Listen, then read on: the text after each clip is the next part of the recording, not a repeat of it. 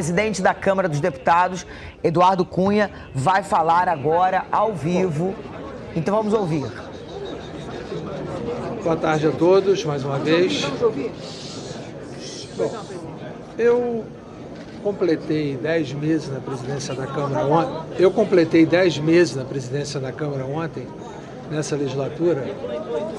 E durante esses 10 meses, praticamente em todos os lugares do Brasil que eu andava, a gente só via uma coisa: as pessoas cobrando posicionamento sobre suposto pedido de impeachment. Nesses 10 meses, foi um número recorde que se entrou de pedidos de impeachment em toda a história do país. Tiveram 34 pedidos de impeachment por motivações diversas. Todos são testemunhas que o meu posicionamento sempre foi coerente na minha argumentação e sempre foi de natureza técnica. Eu sempre refutei todo e qualquer pedido que abarcasse o mandato anterior, apesar de discussão de jurisprudência que a tese de que a emenda da reeleição foi posterior à edição da lei e, consequentemente, havia uma discussão sobre a continuidade do mandato. Inclusive, realçada numa decisão do Supremo Tribunal Federal, onde um mandato de segurança sobre a cassação de um parlamentar se deu à decisão relatada pelo ministro Celso de Mello e confirmada no plenário, entendendo que o mandato tinha continuidade.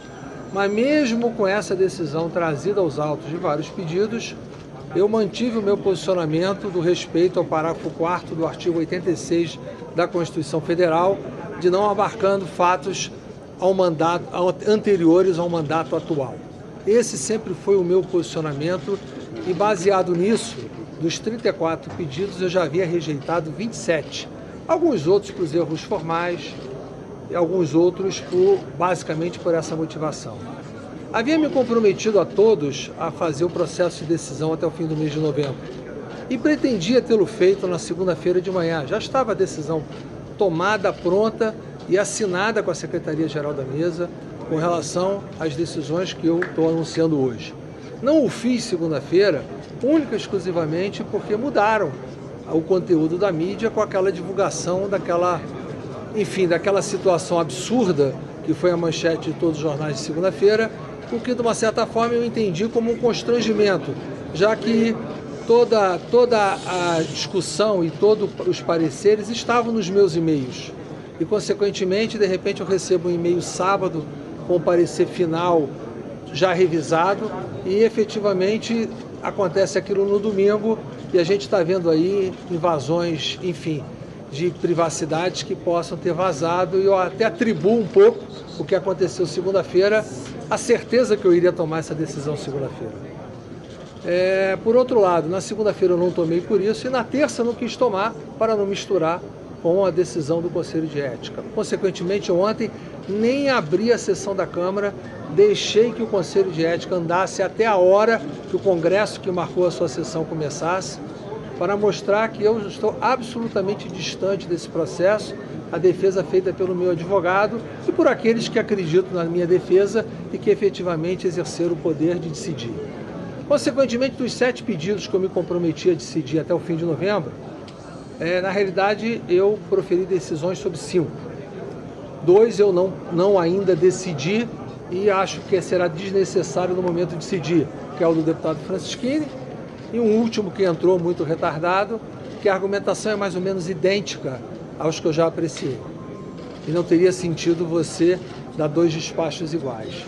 Dos demais 5 que estavam, um é a própria desistência do primeiro pedido de impeachment formulado pelo Hélio Bicudo. Na realidade, aquele primeiro eu iria negá-lo com a precisão de que a argumentação não estava precisa e se reportava ao mandato de 2014. Então não via razão para acolher.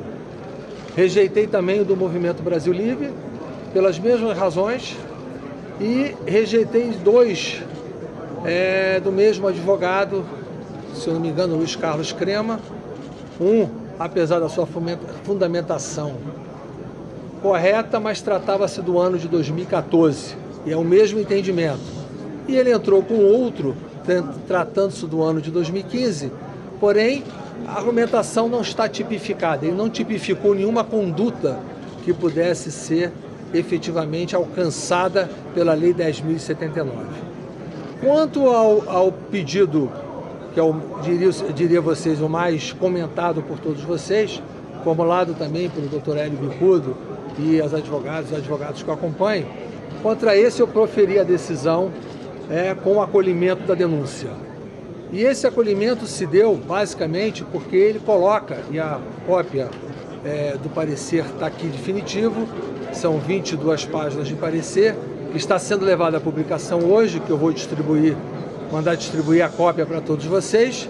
Ela se dá basicamente, trata-se da argumentação de 2014, porém a de 2014 foi por mim refutada, porém a argumentação para o ano de 2015, ele traz a edição de decretos sem números, no montante de 2,5 bilhões de reais, que foram editados em descumprimento à lei orçamentária, afrontando a Lei 10.079 no seu artigo 10º, parágrafos 4º e 6º.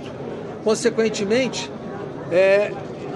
mesmo a votação do PLN 5, mesmo ele aprovado e sancionado, não supre a irregularidade de ter sido editada a norma em afronta à lei orçamentária.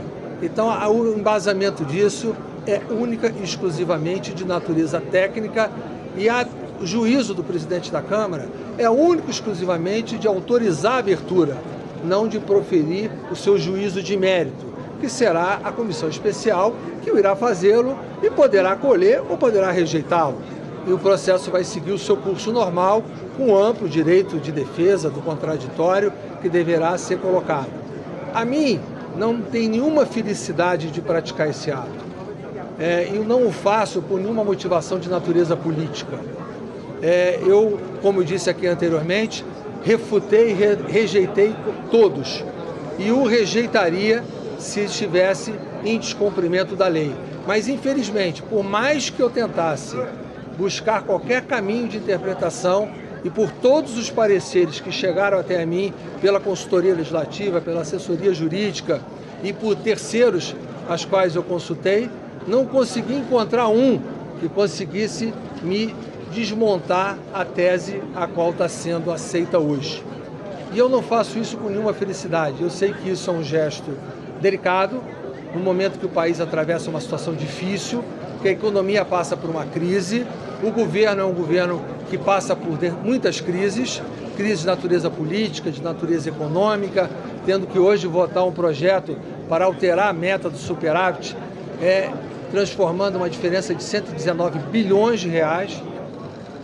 Não causa felicidade a ninguém isso, mas ao mesmo tempo é uma forma também que com essa decisão esse processo seja de uma certa forma enfrentado.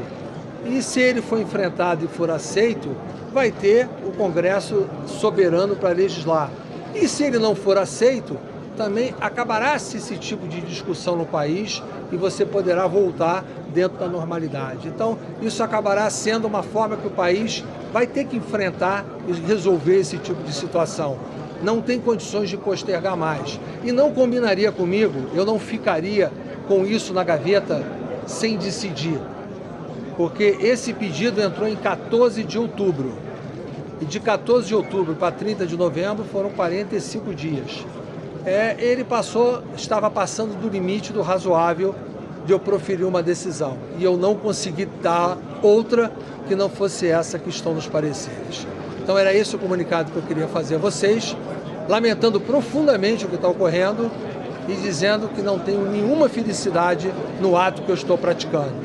E que o nosso país possa passar por esse processo, superar esse processo e que a gente possa, com isso, conseguir superar as nossas crises políticas e econômicas sem eu fazer qualquer juízo de valor do mérito disso e sem qualquer tipo de torcida.